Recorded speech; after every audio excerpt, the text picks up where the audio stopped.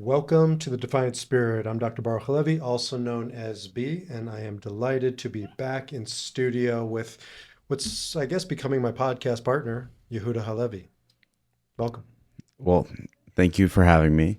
I hope people don't notice the lack of wardrobe change between episodes, but time constraints, man. Dude, they would have never known unless you just said that. And I Yeah, wear but black every time. yeah, but sometimes you have to point out these imperfect things. But you don't if you wear black all the time. That's the beauty of it. But That's see, true. that's why you should wear black. But you're not an eight. That's what we do. All right. So we're not talking Enneagram this time. If you listen to our podcast, we talked about the Enneagram on one of them. I was on Yehuda's. Do you go by Yehuda or Yehuda? Depends on who's asking. I went on Yehuda's podcast. So it's a lot of fun. We're just ramping up, getting going. And in this one, I want to switch gears since it's my podcast. I get to call the shots. And that is talk about combination of my other passion projects, Man Uprising, for men rising up in the second half of life, and potentially for young men wanting to get ready for the second half of life. And that's what I'd like to talk to you about as well. And then Defiant Spirit is also my counseling coaching program, and I've just been working with more and more men. And I wanted to talk about, for many reasons, there's a famous pasuk of verse in Proverbs that says, "As iron sharpens iron, so one man sharpens another." Men need men. Men need women. Women need women. Men need men. And I think in our society, that's misunderstood. You know, I counsel a lot of guys my age, I don't want to hear about guys your age, that by the time they get to my age, they've focused so much on business or that their home life is where their sort of heart is, that they get their emotional heart needs met there, that they neglect community. And I'm seeing more and more men, 40 something, 50 something, certainly older, who are hungry for community of men, that they need it, that they've lacked it. You know, guys spend from their 20s to their 40s, 50s, um, doing business with other men, and it becomes transactional. It's sort of a give to get. What am I going to get out of this? And then they get to this point in life where they don't want to live so transactionally. They want brotherhood, they want camaraderie, they want something deeper, but they don't know where to find it. They don't know how to have it. And so I started Man Uprising with a couple other guys you've met, Cam and Dave, for this purpose, to bring men midlife onwards together to have meaningful conversations. And what I want to talk about is the 20, 30 something version of this. I'm not interested in going below 20, but let's say 20 to 35, that sort of space. I don't know. What's your experience with this idea? Is there a need for Man Uprising? What's your experience with men coming together, young men, but men nonetheless? So, coming from a college campus and this being my last year at CU Boulder, I've been able to see what men do when they come together on a college campus. And that looks like a fraternity. And I'm part of a fraternity, and I've made many great friends from the fraternity. But when you have men coming together without mentors, without people that are in that later life stage, like you're talking about the 50 plus age, it can sometimes be a boys' club. Mm-hmm. And everyone wants to have fun with their buddies, and everyone should have fun. But it's easy to forget the important things about checking up on your brothers, going a little bit beneath the surface of parties and sports, and what games on this weekend, and let's go play beer pong together and whatnot. And while that's fun, I've seen that there are men who are craving more and don't know how to find more. And without a proper community to do this, it can be difficult. Now, I'm fortunate enough to have a sort of community where other younger men can come, and it's through our Jewish community. And I've even in the last few weeks have been seeing younger guys ask more of those deeper questions and saying, "Hey, like I want more than what I'm being given." So the need is there. It's a matter of how do we meet people halfway. Well, I've seen it with your community too, revolve around, and maybe this is true of my community, revolve around tragedy, right? October 7th is an example. There was an atrocity, not tragedy. Tragedies, nature, hurricanes. This was an atrocity perpetuated by evil monsters against civilians, human beings. And I saw that your community was in turmoil, right? And it seemed like that was a cohesive, gelling kind of coming together. Or maybe it was the need's always there, but it was just revealed to a lot of people, I think, especially this one isn't male or female, but and then I saw it, more recently with a tragic loss here on campus of a young man. Obviously, those have been major influence or factors in community here on Boulder. Yeah, and it's interesting that it stems from moments of tragedy or moments of pain, whether it's personal or collective. Mm-hmm. But it does make sense because in an environment where some of this stuff isn't talked about, it often takes like a removing of that outer layer to reveal what's going on. This is my podcast, not your podcast. We're not going down the shadows and shells. I'm just. But kidding. It's the outer layer. It is. You need to have the shattering. There's collective shadow, and when a community has shadow, sometimes it's revealed through some dark and terrible things, and we don't ever wish for it. But we, at least in Judaism, when someone passes, we say Baruch Dayanemet. Why do we say that? It's because we know that what does that mean? Like blessed is the true judge. And we don't say this because we would ever ask for something bad to happen. We say it because we know that there's something good happening that we can't see on a deeper level.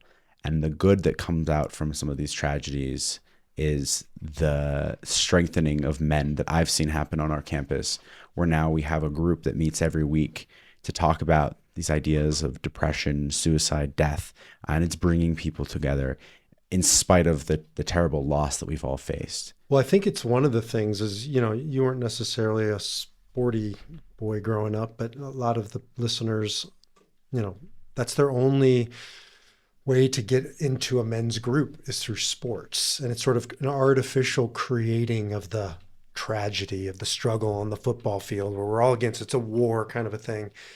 And simulated combat is what I call it. Yeah, it's true. And it's like, that's how I don't even think most young men realize that that's part of why they're drawn to the simulated battlefield, is because A, they want the challenge, but B, they want the brotherhood that comes with it. And you hear guys talk about that as some of the glory days. When I'm counseling them in their 40s and 50s, they look back onto those earlier times when they were in the fraternity or in the sporting group or whatever. But can we start to do that proactively? And I guess that's a question I have for a 20, 30 something. Can we proactively gather around depth and purpose and truth and authenticity and not just have to have the combat? Well, it's a need for belonging. It's a need of identification with a team, with a group, and the purpose is to defeat another group, and it's invigorating, it's bonding, and so I see the appeal. But it can be a distraction sometimes. It can be a distraction from what's going on beneath the surface. And if you don't have that, aspect of a team, of a group where you're with each other through your wins and your losses, then it's all smoke and mirrors. It's all sort of like fake identification. Something I want to share a story on this note. Please. I have a friend who, I'm not going to name him, but I've been friends with him since he was, he must have been 15. I'm a few years older than him. And he just turned 20 last month. And 20, I experienced it and he's experiencing it. You start to question things. You start to look at life differently. There's this like idea of, I'm not a teenager anymore. What's going on here? And his whole world has been turned upside down, but for the best in the last few weeks, where he's really looking at himself in the mirror for the first time. And he's connecting to community. He's connecting to faith, asking questions about why he's here. And it's very beautiful to see. I think it's a maturity process. It's a rite of passage of sorts that we need to help initiate at a certain age, where people have space to ask these questions and discover more about themselves. And it shouldn't just have to be when there's tragedy, when there's necessity. Can we do it proactively? Right. And also, I see it with older guys, but I know this is true because I was a younger guy once upon a time. And that is, you always make the rabbi come out at me. I don't know. It says in the Torah when creating human beings, Vayivatser et Adam, I forget how the rest of the verse goes, but the word is God created, Vayivatser, and it's written with two yuds, which are letters in the Hebrew alphabet, and it only needs to be written with one. And the question is, why two yuds? And one of the great commentators, Rashi, says it's because one yud stands for the Yetzer Tov, a man or person's good inclination, or constructive, I like to think of it, the constructive desire in a human being, in a man. And the other is the Yetzer Ra, the destructive, evil, but the destructive inclination. And we have both of these warring in us. And one of the things, I created Man Uprising is can we start facing the inner battle? It doesn't just have to be about football or MMA or whatever the fill in the blank is, because we're all in an inner battle. Can we support each other going inwards, doing this inner work? And I feel like that's what your friend is sort of waking up to when he's looking in the mirror at 20. He's looking at that and asking, right, what's that about? And he's been met with incredible mentors. He's been met with other guys who are taking time out of their day to like sit with him and answer these questions. Both guys in their 20s who are going through it themselves and have had this moment of awakening of sorts, and other guys who are 40, 50 years old who can be more of an older mentor figure. And you need both. You need people who have done it, and you need people who are doing it. And for younger guys, they may have people who have done it, whether it's a father or a coach or whatever.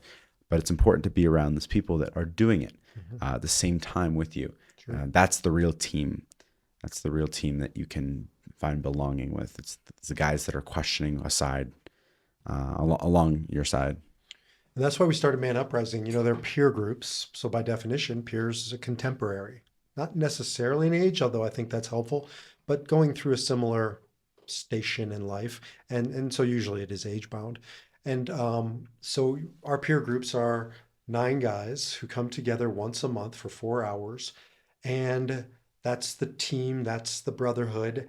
And then instead of going out and fighting the wars out in the world, we go inwards and we share our own, highs, not just the wars, but a lot of lows, a lot of wars.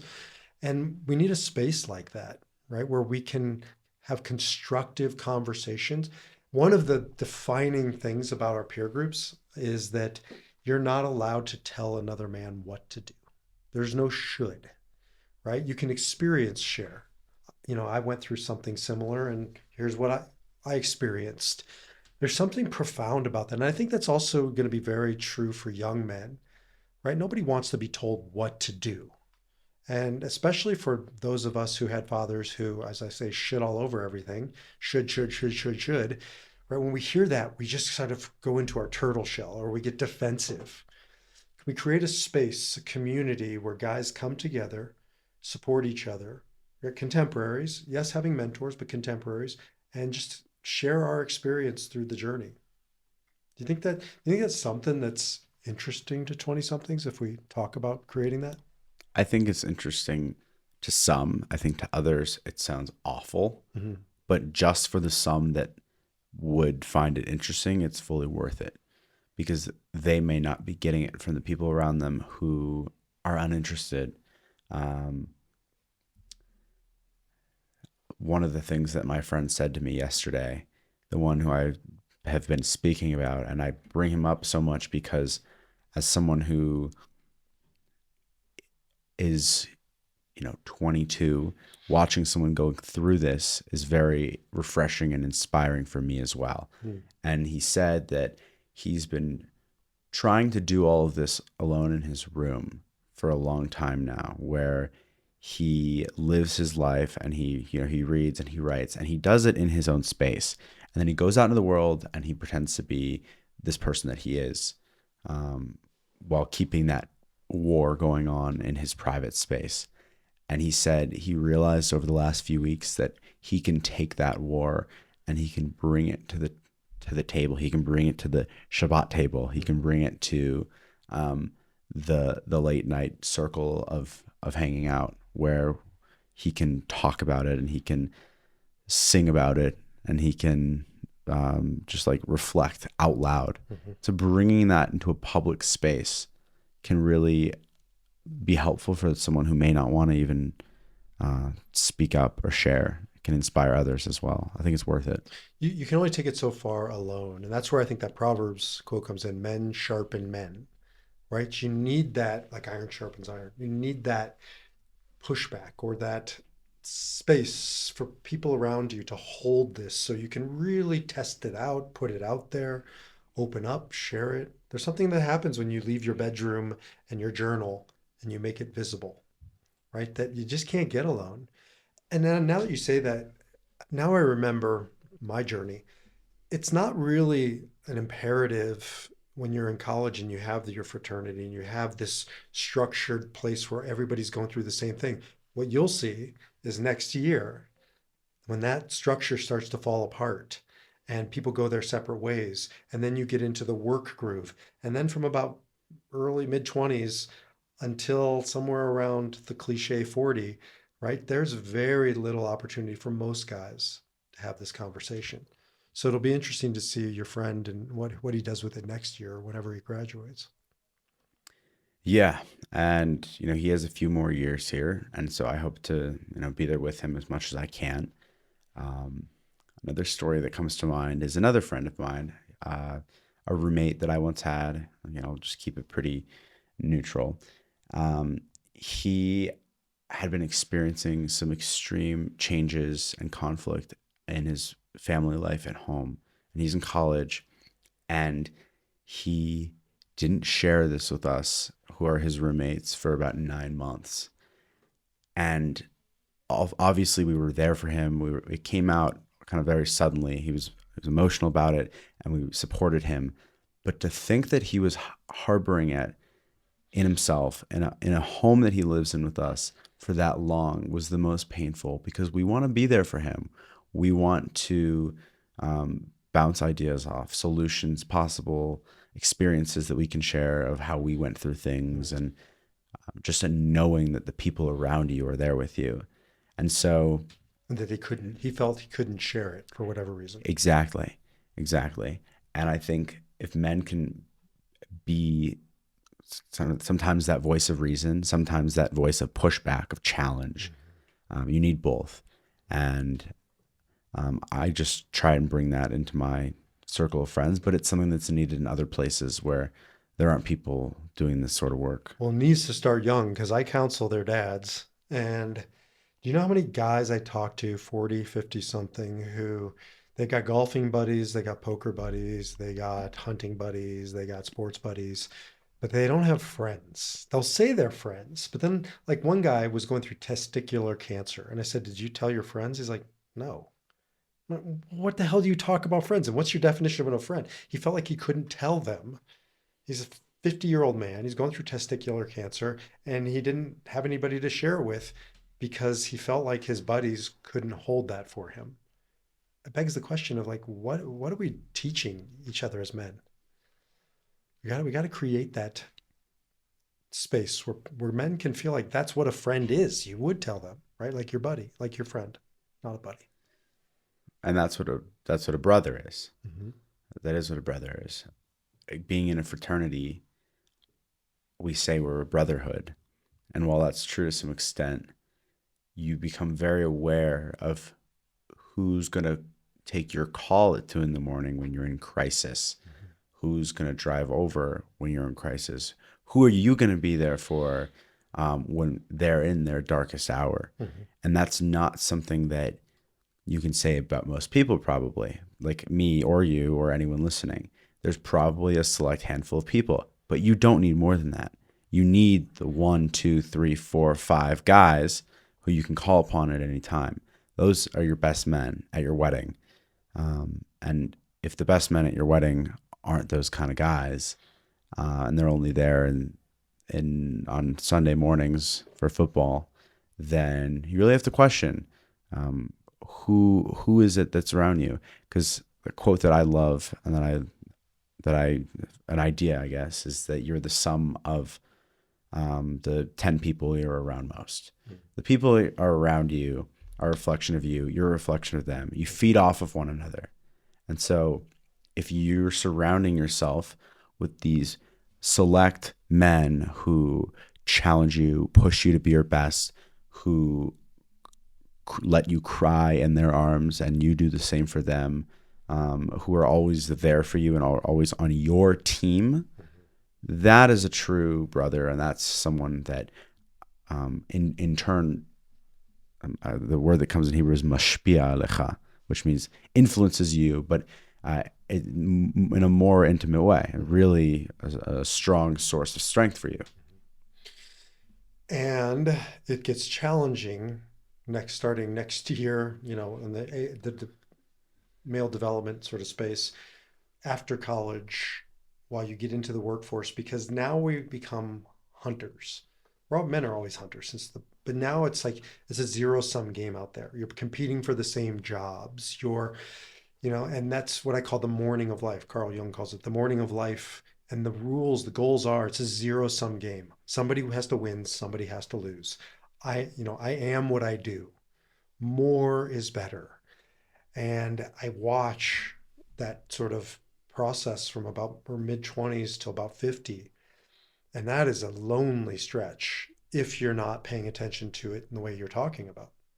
And we got to warn these young men to be on guard for this. It doesn't have to be that way, so that you don't end up with testicular cancer at age 50 and you have nobody that you feel like you can tell. Well, I don't even know that phase too well yet. I'm just now moving into that. So it'd be interesting to see how my perspective on the post-college, pre your stage of life, afternoon stage of life, how that plays out with all of my friends. I'm seeing some of my friends go through it, and it's definitely more of a solo, lonely experience, but it doesn't need to be. That's the point. It doesn't need to be. I have my two buddies who graduated in the last year or so. They're out living in Salt Lake City. And where many of their peers are kind of just focused on law school, focused on their job, they've taken it upon themselves to start building that community for themselves. They had it here in Boulder. They want to create it again there. And they're doing that very actively. We're going out to visit them, a group of us guys from here, on a leadership retreat. And our goal is to help build some of the spirit, some of the ruach in their community. And it's something that they don't have, but they've taken the steps to build. And so we're going to go help them with that. And it's very beautiful to see, because they're carrying on something that they found in our circle and they're bringing it to another place. So in our Man Uprising peer groups, we give updates. So 9 guys, 7 minutes roughly. So a good chunk of the 4 hours is every guy goes around, and there are 4 buckets and we do all this now. We have an app called Peer Group Tools.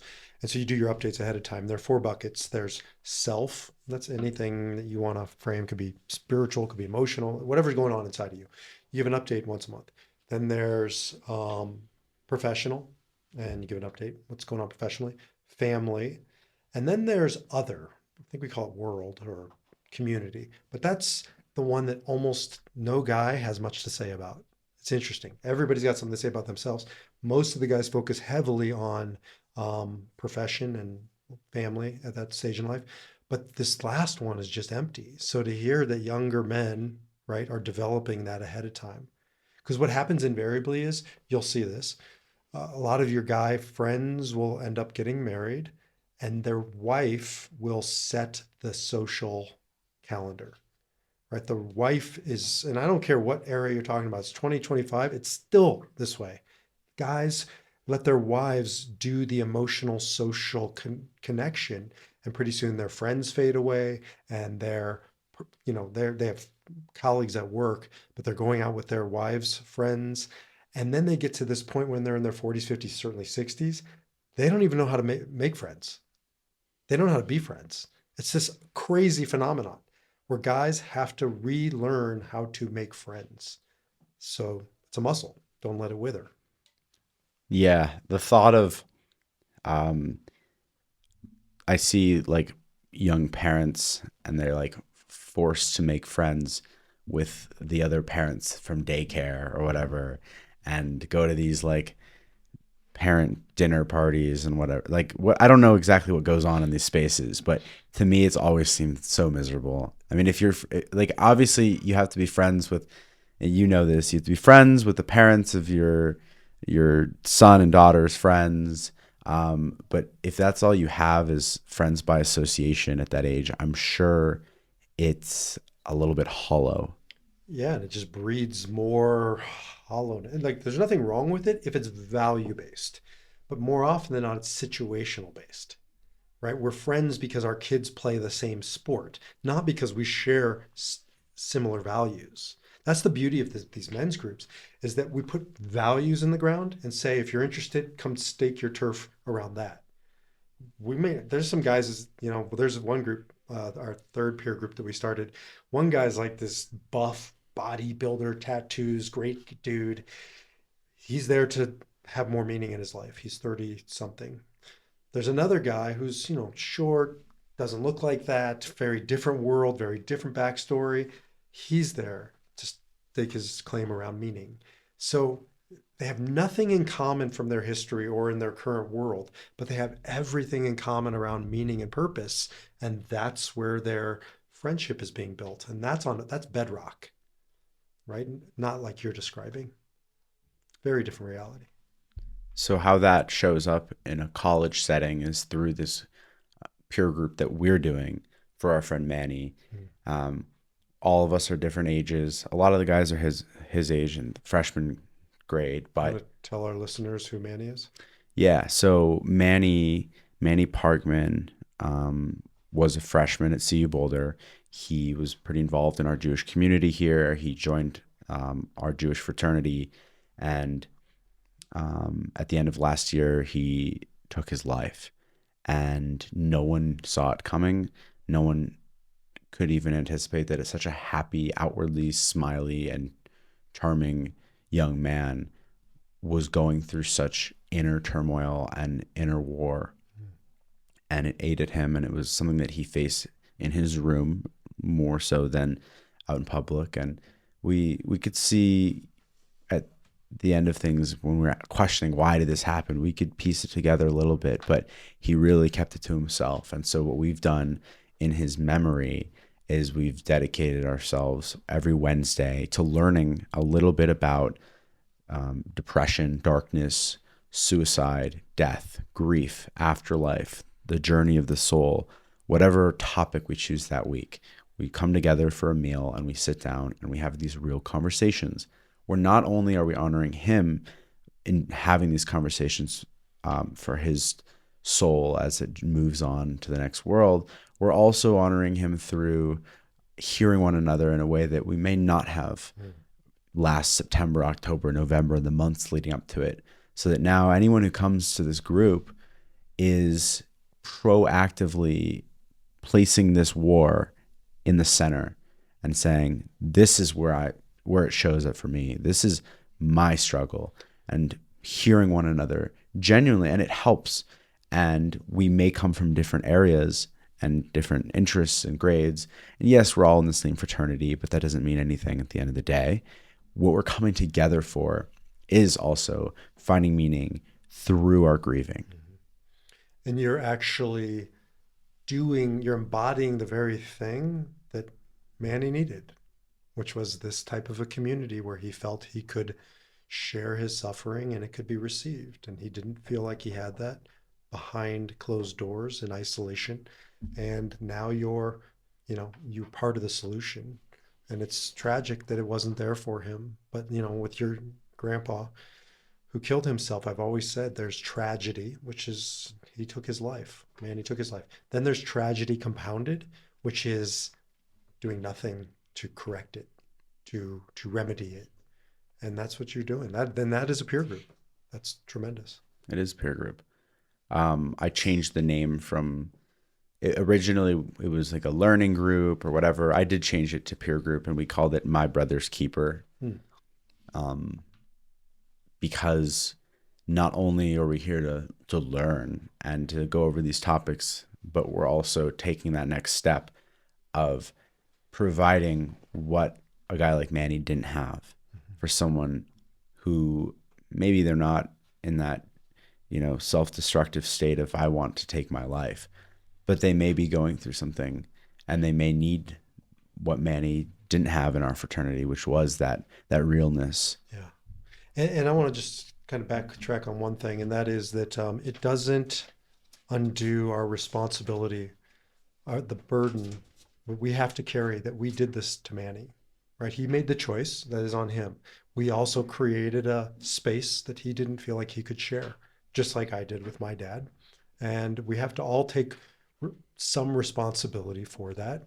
So this doesn't undo that. It makes it worthy, right? This is Viktor Frankl. Like, it makes the burden, it makes the suffering, it makes the tragedy worthy. It's, Frankl says, transforming tragedy into triumph. And I always want to be very mindful that it doesn't, bring Manny back to his father or bring Manny back to the world, to the community. But again, it's either meaningless or it's meaningful. It's either tragedy or it's redemption. And so I think the work that you're doing with that is beautiful. Thank you. Yeah. That's probably a good place to wrap. We're going to have more conversations on man uprising and bringing it to the morning of life. And you're my morning of life, one of my morning of life guys. So we'll be having this conversation to make sure that we can bring this opportunity to, others that are sitting in their room alone, writing, thinking they're the only ones. Creating a community for them that they can put a value in the ground and build their life around that. And it's so important because I see the consequences, 20, 30 years down the road of not doing that. So I imagine we will keep evolving this conversation and hopefully rolling out some man uprising peer groups for guys in the morning of life. If you're interested, reach out to me. Yehuda doesn't know, but he's going to be hopefully structuring, creating rolling out some morning of life man uprising peer groups. How does that sound? Sounds good. And it's starting here in Boulder. So it's amazing. You're getting really your feet wet, here. You're doing the work. You're learning how to bring an important missing component of our world to men. And so keep going with that. We're gonna do good stuff for good men out there. Thank you. Thank you for having me. Thank you. See you around. See ya.